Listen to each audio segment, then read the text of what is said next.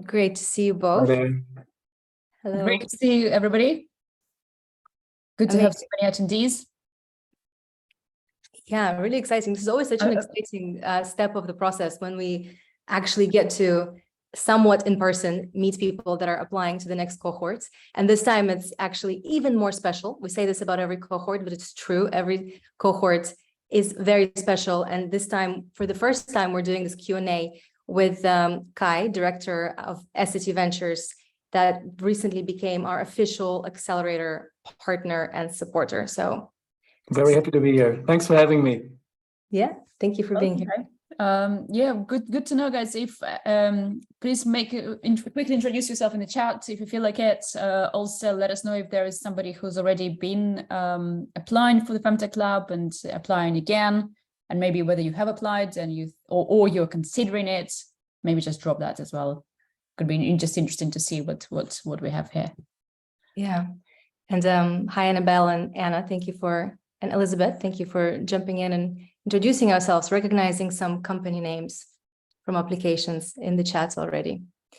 You know what happens sometimes when we recognize a company name and then we see it's in the news that it's been acquired by somebody and we're like, damn, why weren't we there? Yeah. So it was very fun. Amazing. Okay, so agenda for today. Exciting, everyone is saying hello. Agenda for today is simple. We're going to talk about a little bit about FemTech Lab. Katya and I will introduce ourselves to you. We'll talk a little bit about the story behind why we set up FemTech Lab, what the mission is, what you can expect if you join the Autumn program, and then we'll pass it over to Kai to talk more about Essity's participation in the program. How would you interact with Essity if you are part of the accelerator cohort, and what that looks like and what benefits are, and also a little bit about how Essity, what Essity's focus areas are and what their particular areas of interest are in women's health. Sounds like a plan to everybody? Good. Oh, exciting companies I can see already in the chat. Very cool. So, okay. I guess people don't know us. Probably not everybody knows us, so maybe we should start with saying, you know, who we are. So I'm Katya Leng, one of the co-founders. Karina is Karina Vazirova, the other co-founder. So I'm a serial entrepreneur. I've been building companies since I was 15, mostly, well, in 15 and 17 and 19, not very successful, I wouldn't say, but it gave me a lot of opportunities to grow and learn, and I never stopped. So my latest, well, the venture before FemTech Lab was quite successful. I sold it in 2020. It was in financial tech. And I always wanted to have a platform to share my knowledge and expertise and kind of participate in this amazing early stage kind of tech journeys and work with founders. That has always been my dream. So now with Karina at FemTech Lab, we actually have a chance to do this. Karina, over to you. Oh yeah, maybe fun fact. I'm actually an artist by education, which makes it a bit crazy. And I'm probably the only artist with an MBA in Switzerland, which it was tagged like this, and when I went there to study. So yeah, that's me, kind of diverse, strange set of skills and expertise. Karina. Yeah, so Katya and I have actually known each other for, I don't know, 5, 6, 7 years. And we met in the tech scene in London. So my background is also in technology, startups. I worked, before FemTech Lab, I had a product development agency. So my background is very much around product and building products, taking products to market.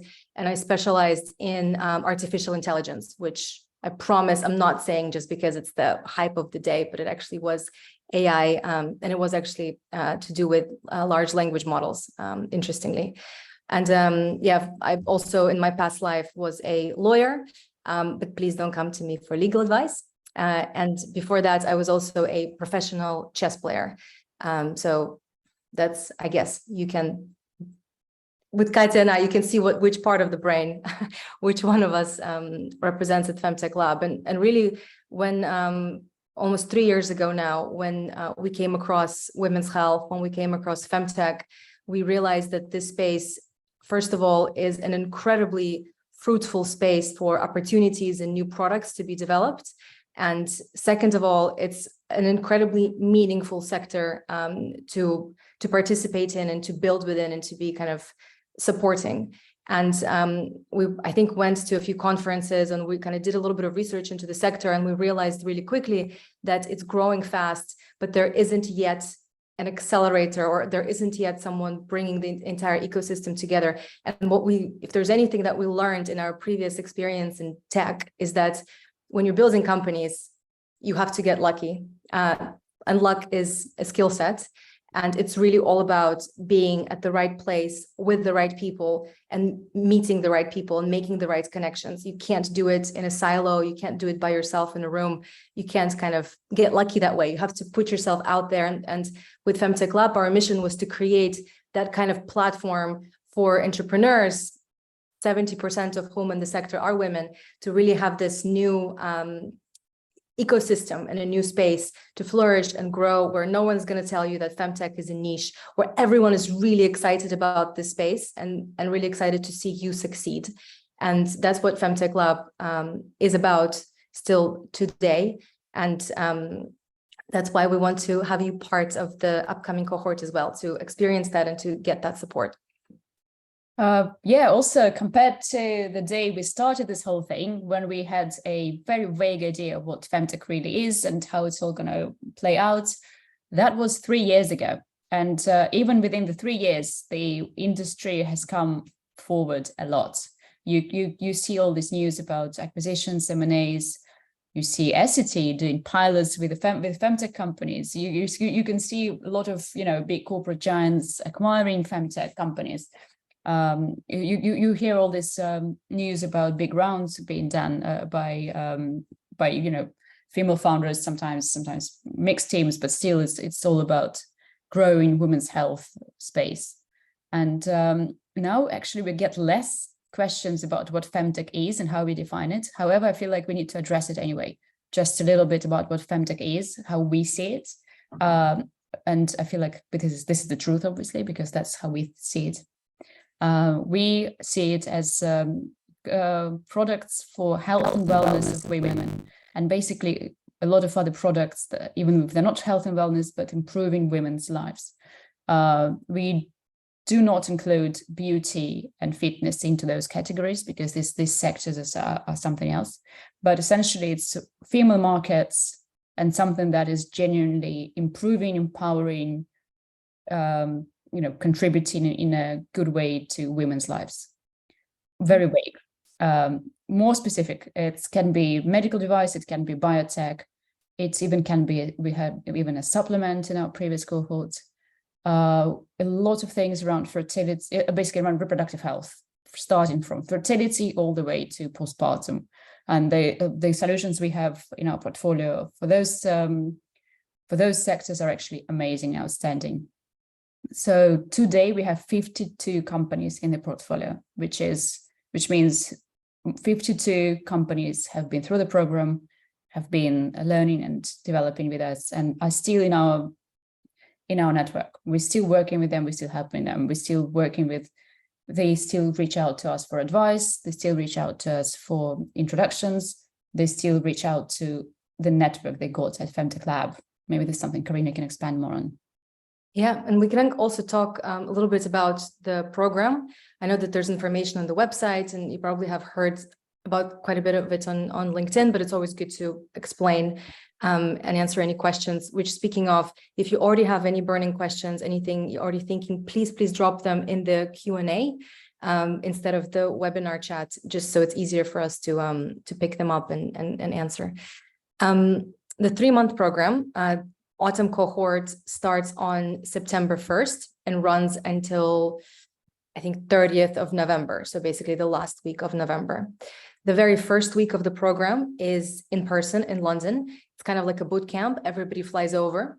It's usually very fun and exciting. It's one of our favorite parts of the program, when everyone gets to meet each other. We do drinks, the founders get to bond. get to create a bit of inter-cohort friendships. And we also have a celebration during that week when we pull the entire ecosystem in London. Investors, mentors that are here, our alumni that are here will come to meet you. And there's also some kind of mentors and workshops that we organize during the first week as well. Then everyone goes back home. And the majority of the program, the rest of the program really is virtual. And it's really separated into product, go-to-market, fundraising, and we also have kind of leadership, mental fitness aspect to the program. And one thing that's really, really important to keep in mind about those 3 months is that it's not like school in a sense that, it's just educational content, but, this is really a program by entrepreneurs for entrepreneurs. And the FemTech Lab Accelerator team is extremely rigorous in setting very specific objectives for those 3 months for you. What is it that you're trying to achieve? What's most important for you to work on? And then based on that, you can pull from over 200 mentors that we have in the network, over 300 investment partners that we have, and working with, again, partners like Essity, or if there's anyone else in our network, someone from NHS, someone from, private healthcare system. Basically, as soon as you know what you want to achieve in those 3 months, the team will help you make the most out of the program for you instead of kind of attending generic workshops. That's really something that we think separates us from many other programs out there. You will also, throughout those 3 months, consistently work on your pitch deck. And we have multiple mock pitching sessions scheduled with real investors. We have a wide angel network of over 60 now angel investors that are notoriously hard to find, but it's something that we work on.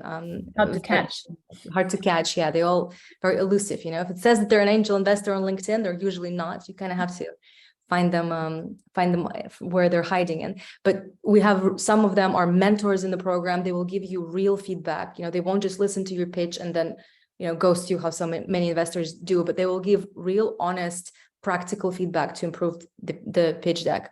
And then at the end of the program, the whole thing culminates with a demo day. And many of you probably saw that previous demo day that we had in the spring coincided with a conference that we hosted called Decoding the Future of Women. And it's our goal to make every demo day special, to make you shine, and to create really not just a pitching event, but to create an exciting show for the entire industry of which you are the stars. And we have something planned for the autumn demo day as well. We haven't announced it yet, but it will also be very special, and it will also attract a great audience and create a lot of buzz, and you'll be pitching there. Yeah, so pitching with us is always fun because we try to attract, not just the angel investors who might want to invest in you immediately, but also VCs who might want to follow your journey and kind of meet you down the line somewhere when you'll be raising your first Series A or pre-series, late seed kind of round. I guess we should start addressing some of the questions. Does the program support health tech firms that desire global reach? Yes, definitely. Well, it depends, I guess, where you come from. So if it's a US company that wants a European reach, that's kind of natural for us because we have wide and serious network in Europe and UK. If it's a European company that wants US reach, then we work with some of our partners over there. So it's basically works both ways. I wonder what global reach means, Kimberly, for you, but I hope I have answered your question here. Kate, can you cover how accelerator works and how much percentage are you asking based on profits? Also, is this only for female products? Kate, we do not take any percentage of profits. And it's not based on profits at all. So every company that goes into accelerator gets accepted into the accelerator program, contributes 5% of their equity. 5% is kind of given to us in the form of a warrant. So it's not like we're actually getting on your cap table. The warrant matures in 12 months, or in case that you raise £250,000 investment.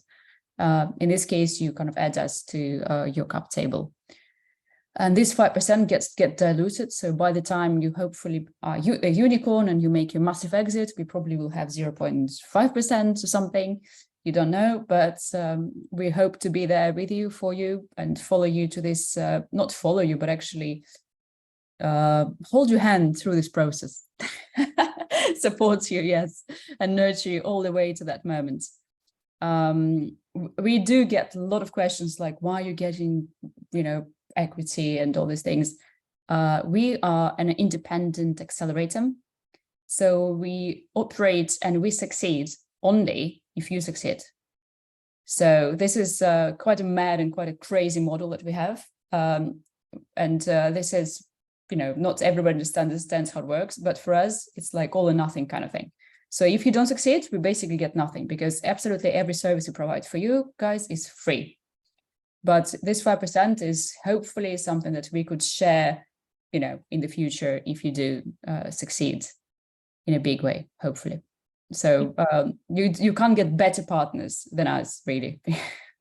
Absolutely, absolutely. And for us, really, I think some of the feedback we also often receive from founders that they really feel like the customer. And we fundamentally, believe in business incentives driving, you can say anything, but ultimately that's your business model very often will drive what you focus on or what's important to you. And for us from the very beginning, delivering like a truly valuable program for founders is just a fundamental pillar of our business. And that's what is actually not in a way, but it actually is our USP.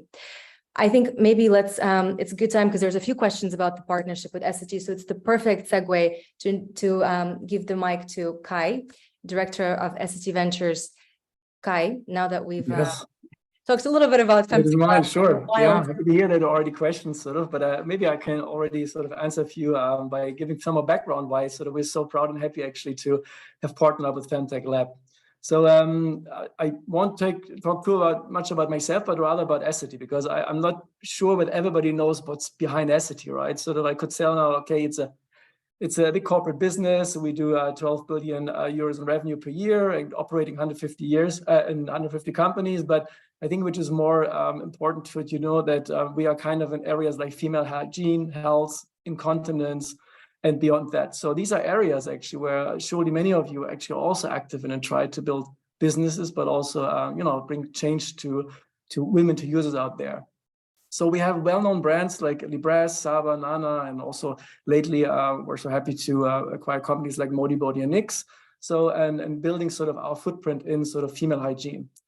And then I think what's important to mention is, and what brings us here is that we have, as every company has and should have, a higher purpose, which basically is to break persisting barriers to also female hygiene, health, and well-being. So, and that's something we have been striving for over the last, you could say, century to do through what we can bring to the table, our categories, our assets, and that's been mainly in CPG and professional product-driven categories.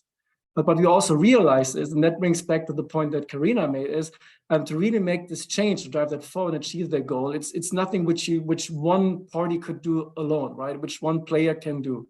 So, and that's why we say our philosophy is really to partner up with big and small, being united in a vision to get to this change, to get to this goal. And that's why reaching out. That's why we had been partnering up with FemTech Lab, but also that's why we are happy and looking forward to hopefully partner up with some of you, basically to investigate actually where are their synergies? What can we both bring to the table? What makes, let's say 1 + 1 = 3, actually to get closer to this higher purpose. And that's also to the questions of why this pilot is something, it's an equity-free pilot, right? It's fully funded by us. So that's what we bring to the table actually. And this pilot we want to do is to give you the opportunity to get access to our assets, to the market access, the users, leveraging the brand to find out the viability and desirability of your business, right? And that's, I think, and we discussed it before, right, Katja and Karina, a nice extension to what all the things you get actually within the accelerator program, right? So really getting the chance to go to the market in a 4 to 6 months pilot to try it out, to see what we can bring to the table. And in the end of this journey, look in our eyes and say, could we make a change? Yeah. And it will be a success for everybody because we all take away lots of learnings, no matter whether we continue to say it's a path in which we want to collaborate and join together in a deeper partnership. could be commercial agreements, could be sort of an equity stake in your company, whatever is the right way forward. So that will be kind of like the point where we jointly want to get to you sort of together. And that's why we kind of said, like, what are areas that are strategic relevance for us and where we can actually match up with what we have. And you might have seen them, found them actually. We mapped out 8 areas, I think broad enough to hopefully give many of you the sort of the feeling that, you know, that resonates with you. And then just, you know, as a sort of, you could say as a sidetrack to the accelerator program, let's enter conversations, right, whether there's something to a collaboration, right? Sort of just, we look at all your collaborations together, actually, sort of we'll closely follow also the admission panels.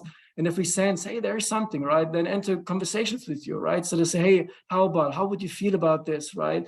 And if we say, really, yeah, that might be something, do a little workshop, find out whether we really unite in the mission, whether there's really a concept for a pilot. And possibly, and that's what I'm very hopeful, is that come, you know, with a few of us to the point and say, hey, let's do it, let's kick it off, right? And then just start that joint journey together. Thank you, Kai. We have a few questions in the chat about, it seems like a bit of a common question about the stage of the business. Everyone is asking, oh, some hearts, Kai, your way. Like to see that. Thanks. What question, what stage of the business can people apply? It's actually quite a common question that we get. So let's address it from both FemTech Lab and Essity pilot readiness perspective. So from FemTech Lab perspective, the short answer is it can't just be an idea. The bit of a longer answer is, you know, we do want to see that there's at least a prototype.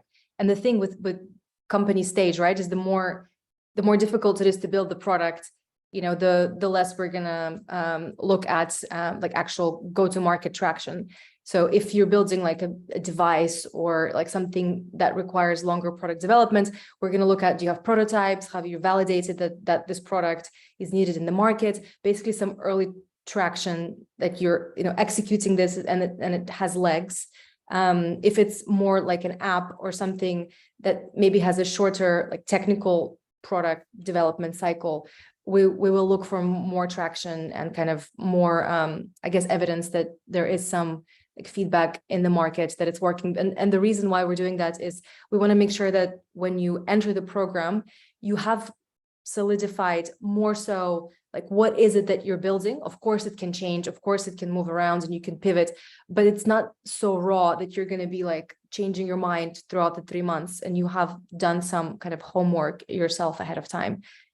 I hope that makes sense. That's kind of what we're looking for in terms of stage. And you could have a co-founder, you can be a solo founder, that's absolutely fine. There's no requirements around that. And Kai, do you want to talk about from Essity pilot perspective, like what would make a company pilot ready with you? Yeah, would love to do that.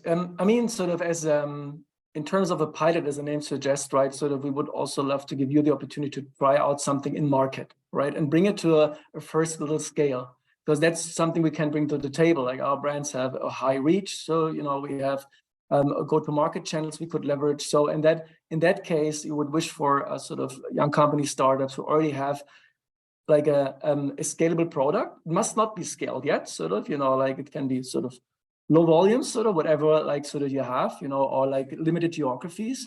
But something where we could say, like, if we give like sort of 10,000, 20,000 euros, right? So your product at hand, get the feedback, try it out, right? Sort of that said would be a bit of a, like maybe the next step to what you described, Karina, actually, sort of, you know, which we would see as the ideal sort of partner in a pilot.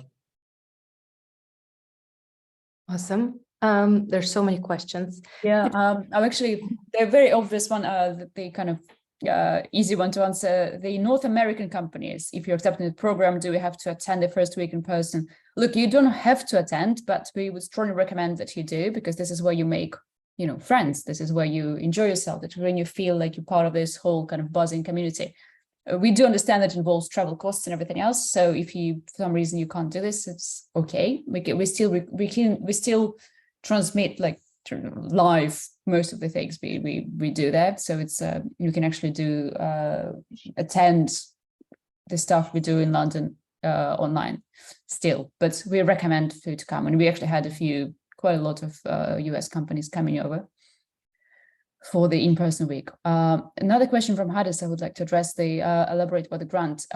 Grant is something, because again, I feel like we need to kind of bring you back to the point that we are not a fund, so we do not actually have any capital to provide at this stage, which is why we partner with other organizations that can help you with their services, and they provide you monetary contribution in a form of services. Does it make sense? Basically services for the amounts of money. So let's say, as an example, this cohort got like winners of the grants. They got grants of 30K from a web development company, for example, somebody who develops stuff for them essentially, which is a huge amount of money if it was money, but also it's a great opportunity to move your company forwards without actually paying anything. So that's about the grants. Another question: as founders working full-time on our startups, how can we best prepare for the program? It's a great question. And that kind of goes back to what we were talking about in terms of it having a personalized approach. So I would say the best way you can prepare yourself is to clarify what you want to get out of those 3 months. Because yes, it's intense. Like, we're not going to lie that it will kind of not be intense. Like it's a lot, and there's check-ins. You're going to be grouped together with founders. You're going to be kind of constantly very stimulated, and we're going to be very on top of you. But the best thing you can do to prepare is to get really clear about what you want to achieve in those 3 months.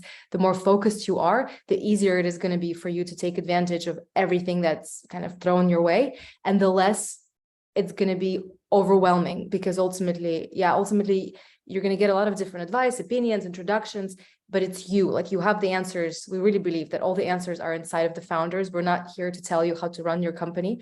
We're here to enable you, but you kind of have to have the intention, the gut feeling, the strategy. Like, it has to be strong inside of you. So you think about that before the program starts, so it doesn't become too much of an overwhelming whirlwind.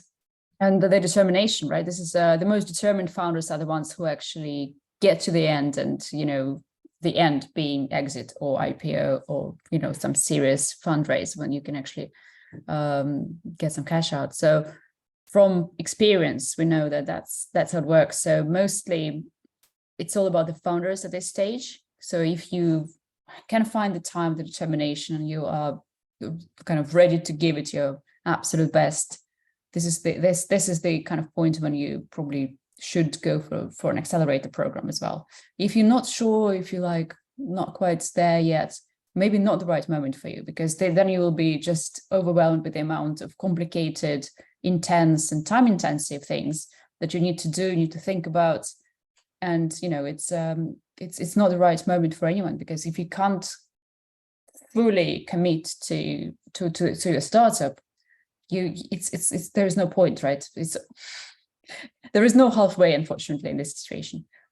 Having said that, we do have founders who had actually full-time jobs as doctors, for example, at the same time as running a startup, but it's very, very rare. Mostly we actually want founders to be working on this full-time, because that's where the potential is, really. Yeah. And Karina, if you allow, like, a few comments on the question that came actually on both the grant and like sort of when is the right point, like the commitment part. So as I mentioned, like sort of we from Essity would like sort of give the opportunity for a fully funded pilot, right? But you might answer, okay, what does fully fund, or ask yourself, what does fully funded mean, right?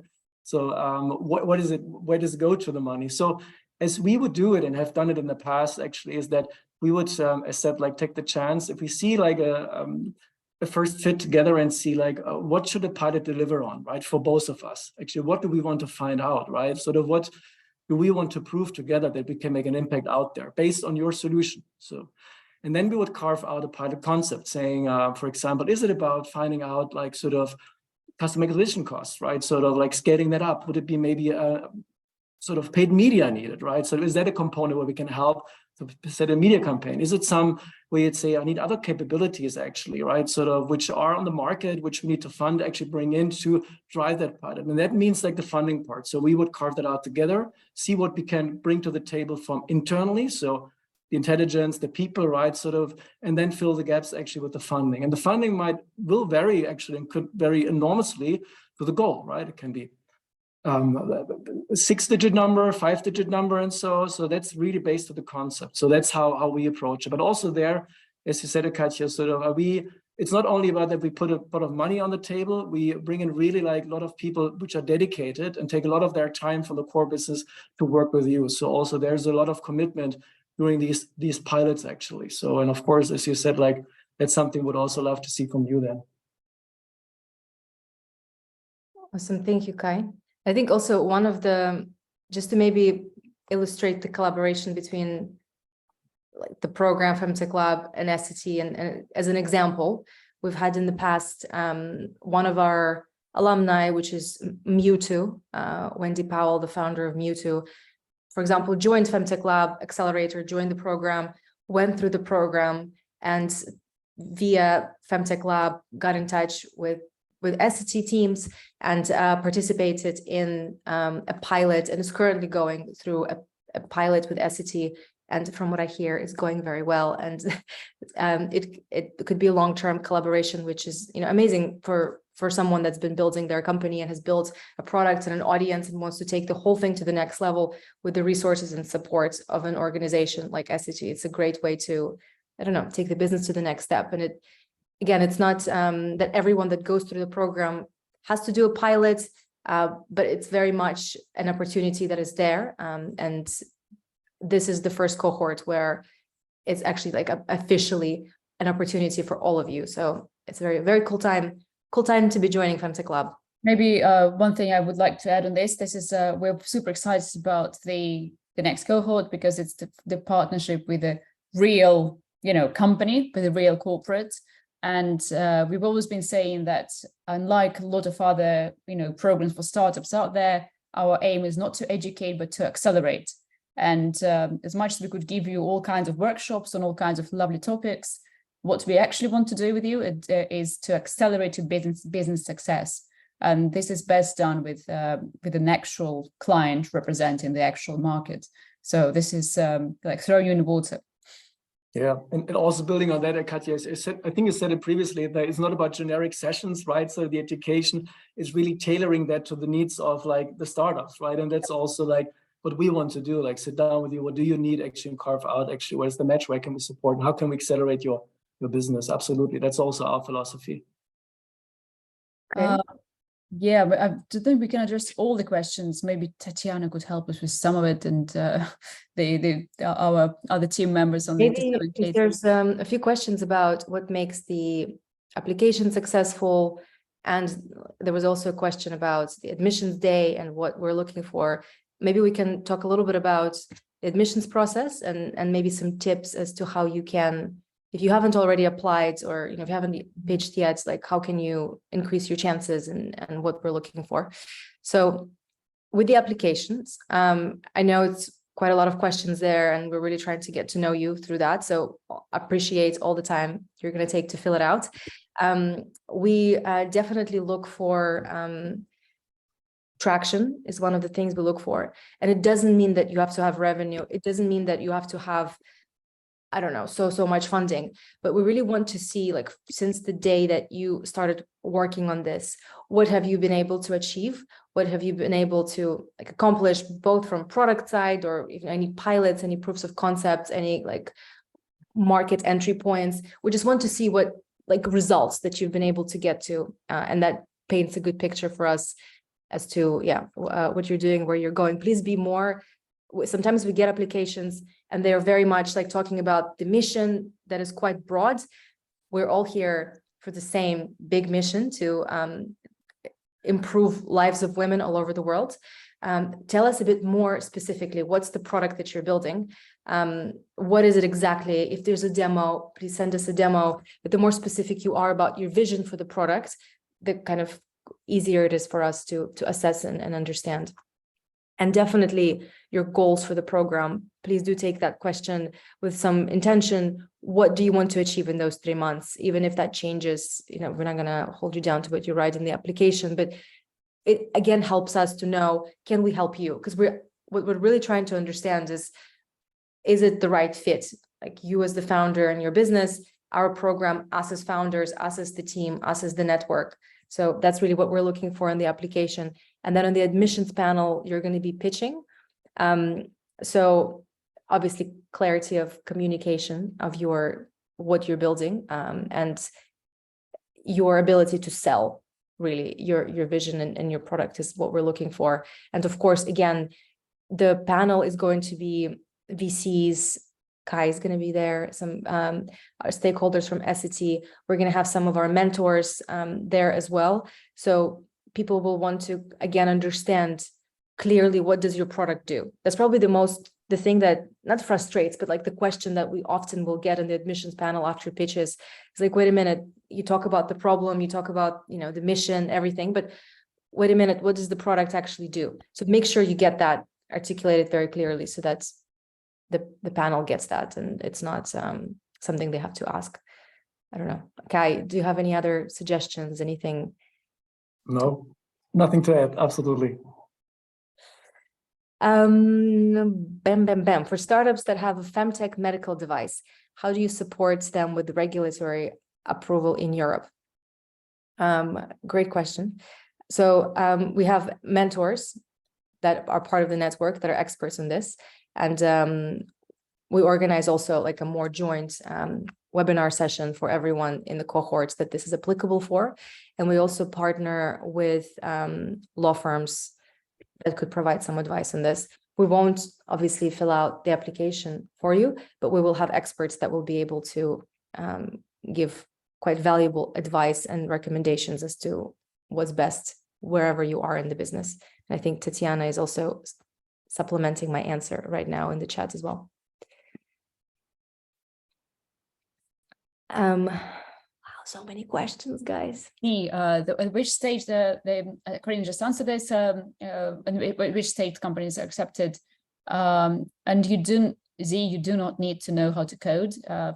There's always a way around this. There's always a way. There are loads of no-code solutions out there. You can also find a co-founder who can code, or maybe you work with one of our web development partners. So there's always a way to kind of I also have no idea how to code, but we always managed. So that's fine. Some question about demo day. Actually, that's good. I think there's a few. What to expect on demo day, and what are I'm guessing the stages that investors are within on demo day. So we understand that if we put you in front of a bunch of venture capitalists, it's not going to be very useful because they're all looking for late seed and Series A startups. So it's early stage. So we specifically focus on bringing in as many angels as possible to demo days. And if it's not angels, if it is funds, then it is sort of first check or early seed funds. We will have some of the bigger dogs like Octopus, some of the funds that obviously invest later down the line, but that's also really, really good relationships to build. But we focus on early stage investor network because we understand that that's what you need. How are startups assigned to working groups? Do you consider each startup sector focus? That's a cool question. So there's going to be 10 to 15 startups in the cohort, and you will all sort of communicate and attend workshops together, and all events are together. And the one bit where you will be grouped is for OKRs. So I don't know if you've heard of OKRs, which is Google's objectives and key results framework. And we use that, or we use a relaxed version of that during the program. And then every 2 weeks, you get together with the group of startups and you have an accountability session really to each other in terms of how you're progressing. And that we will group most likely on kind of some similarities in the product or similarities in your goals of what you're trying to achieve, so that you're actually benefiting from kind of brainstorming off of each other. But the rest is really all together. The question from Kate is about the product. She's developing a product directed at university students to improve mental health and well-being. Is this something that we can help with, or only products directed at females? That is a very good question, actually, as well. We do accept a limited number of products which are not female specific. However, we always consider mental health to be, 80% kind of female user base. It just happens to be. Either way, Kate, that's fine. We're happy to consider. though it doesn't have to be specifically only females. So that's the answer. Any more questions we've missed?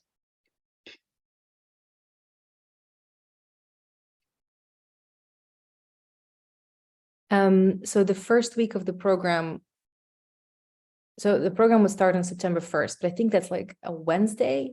So that following Monday, I should know the exact date. I think it is the Friday is the 8th, 7th, 6th, 5th, 4th. I think it's September 4th. But the program itself virtually will begin earlier. Friday, September 1st. Thank you. Some doing math in public is never a good idea. The in-person week is 4th to 8th September, London. Yeah. In person in London. However, if you can't join, that's still okay because we will be Zooming everything. But please join. Please join. It's more fun. Would you accept 2 startups who are in direct competition with each other? Someone always asks this question. It's a tricky one. We have in the past not taken a company into the program because they were in direct competition with a company in our existing portfolio. So we have never accepted 2 startups that were like in direct competition. That said, I think it's quite difficult to be like actually in direct competition. It really means that you have a similar product, that you're going after the similar market. We've actually never had that happen, that in the same cohort, we had 2 companies in direct competition, because just if you're going for the same user, it doesn't mean you're necessarily in direct competition. So probably not, but I think direct competition is a very tight thing to actually happen. It's like quite hard to meet that. After admissions day, can you remind us when we would receive our news of acceptance? I'm US based, but would definitely plan to be in London for the first week. Yes. Yeah, so also good question. So what's going to happen, we'll have your pitches and admissions panel, and then you're going to have a call with us as kind of round 2. If you make it to round 2, then it's a call with Katya, myself, and Tatiana, our accelerator director. And the objective of that call is going to be to, again, understand what you want to get out of the program. Are you kind of at the right stage for the program? And, you know, can we help you? That's really the purpose of that call, is to make sure there's a match. And if there's a match, we're hoping that early August is when we'll be sending like kind of first acceptance and terms, so we can confirm everything then. But if you, especially if you're US based, I think we'll try to address all the long distance companies as soon as possible. But to start with them, yeah. Especially if any of you need to be applying for visas, we know that takes a long time. So we'll also try to be mindful, but please bear with us as we go through applications. Shagun, not sure about your question. If you have had a specific product category in the past, would you still consider it for the next cohort? Yeah. Product category, yeah, why not? Of course, I mean, there's never enough menstrual products. There's never enough fertility products. It's endless. Yeah. Funding towards those selected on the program. I already addressed the question. I already said we do not offer funding. Unfortunately, we can't do this at this stage. Who knows? If one day we have a fund, we might be able to. Both of the founders work full time. Well, it's fine. It happens, right? If you're still committed to making the startup work, we'll help you. As I said, we would rather you worked full time on the startup, but sometimes, you know, it's not possible for a variety of reasons, and that's okay.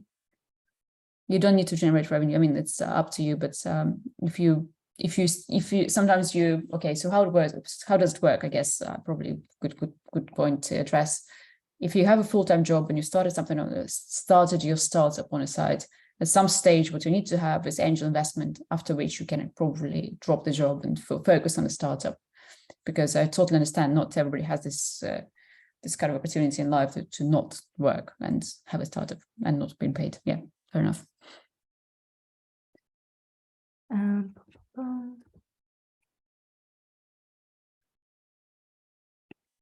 Yeah, so what if there's any questions, by the way, that today we didn't get to answer, we'll look through them.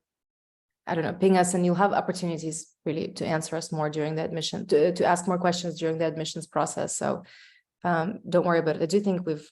I hope we've addressed all of the key questions, just looking through the Q&A. Did you say the demo day is also in London? Yes. Yes. Demo day will also be in London. I think right now it's planned for November 30th. So we might change the date. We're still looking for the venue, but yeah, cool. And the deadline to apply is July 14th. Very important. Please don't wait until last minute. I know everyone does, but it's really hard on us, yeah, because then it just, yeah, it's much easier for us to miss someone out and, you know, not notice some great startup somewhere. So the earlier you apply, the more attention and love you're going to get. And hopefully, you know, the more chances are that you're going to get through. Because we have a lot of applications this time, more than ever. So it's getting intense. Buzzing. We're also already doing admissions day. We already have a few admissions days planned next week. So we already have some startups shortlisted for, yeah, and so attending and pitching, already assigned the admissions day and the admissions panel members. So it's all a big process for us. So yeah, please don't wait for last. The train is already moving. Please apply maybe this weekend, because I think 14th is a Friday. So maybe set some time aside this weekend. Please apply, not last minute. Okay, that's enough. that was enough of that spiel. Yeah. Is it possible to speak with previous cohort and ask about their experience? Yes, please do that. Actually, we highly recommend that you do that. Have a look on our website. All the startups that are in the portfolio are there. Maybe we would probably recommend chatting with the cohort that just finished or the cohort that happened last fall. It's more current. Obviously, the network has grown significantly, but if you also see someone with a similar product proposition, feel free to ping them as well. We highly encourage that you reach out to alumni. You can just find them on LinkedIn and send them a message. And actually, a lot of them actually have already, when we're posting things on LinkedIn about the current cohort, I already see our existing, you know, alumni answering and commenting and saying, oh, we do recommend this and we don't recommend that, and you know, this was great. And it's amazing how it all works. So if you just go to our LinkedIn FemTech Lab page, you can already find a lot of information there, and also you can see who the alumni are. Yeah. Anything else which was very important we haven't answered?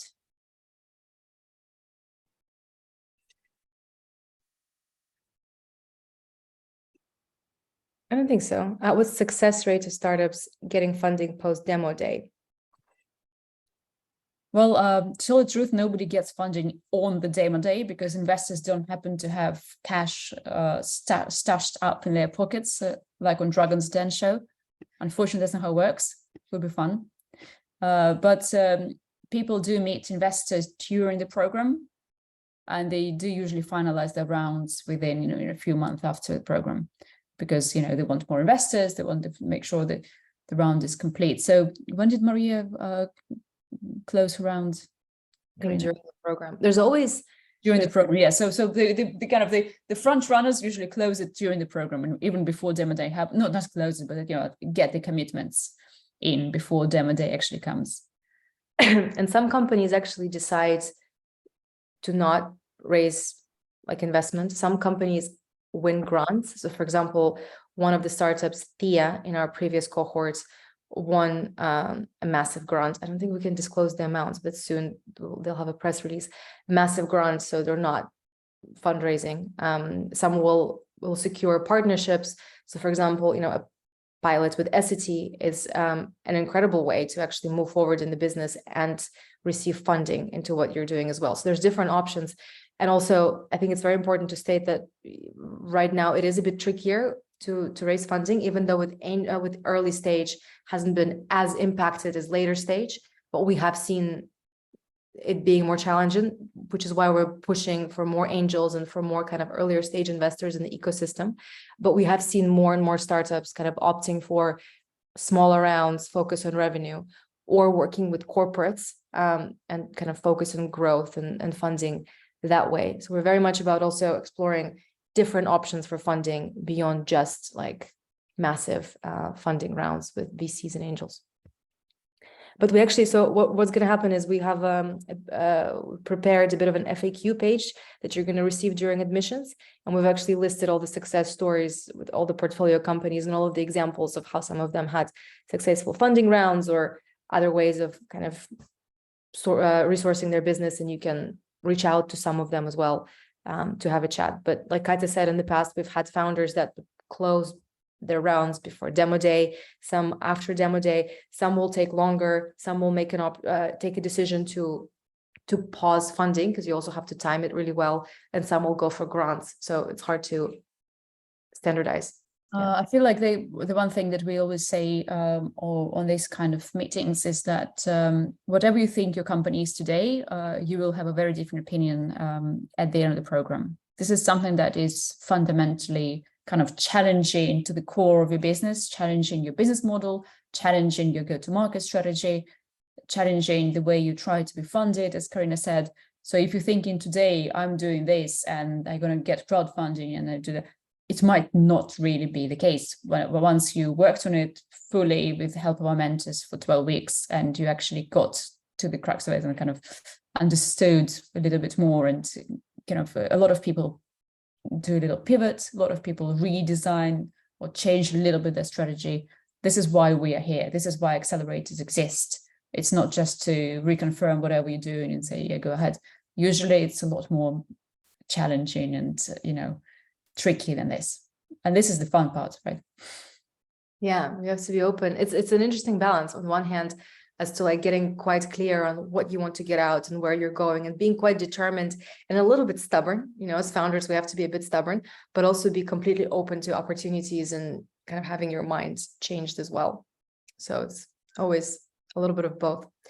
Do you need to have a UK entity or representative during the program or after? No, you do not. That's absolutely not required. We've had companies from, obviously UK, Europe, US, South America, Brazil, Africa, like Indonesia, everywhere, and we haven't required anyone to have a UK representative. So you're good. Okay. Shall we wrap up then? Great. Yeah, thank you for all the questions. Thank you for joining. I think we've gone through quite a bit. As we said, work on the application this weekend. If you have any other questions for us, ping us. If you have any questions about our partnership with Essity, let us know. But really, just apply and we'll start getting to know each other better. And we'll hopefully see you on the admissions day and in the upcoming interviews. Hopefully it was useful. Hopefully you guys got some questions answered. I mean, we obviously would probably have done it better seeing you in person and having a chat, but we just don't have the amount of time, unfortunately. However, you can always reach out to our team. We can always please submit your application. We will have a we'll have a look. We would like seeing the applications that even are too early, for example, sometimes, and then we just tell them we will wait for you, apply for the next one. So don't be shy to apply, even if you think you're a bit too early. Absolutely. Any words of wisdom, Kai? At this stage? For me. You said it all, but I just can echo. I very much look forward to see many of you soon, actually, and good luck with the admissions and the applications. And yeah, equally said, if any more questions on like the partnership, just reach out. Brilliant. And if you're in London, we have the open day on Friday in person at the FemTech Hub at 22 Bishopsgate. If you're in London, I mean, it's silly not to stop by. So hope to see you there. Okay. All right. Have a good weekend, everybody. It was really nice to virtually meet everyone and see you soon. Yeah. Great.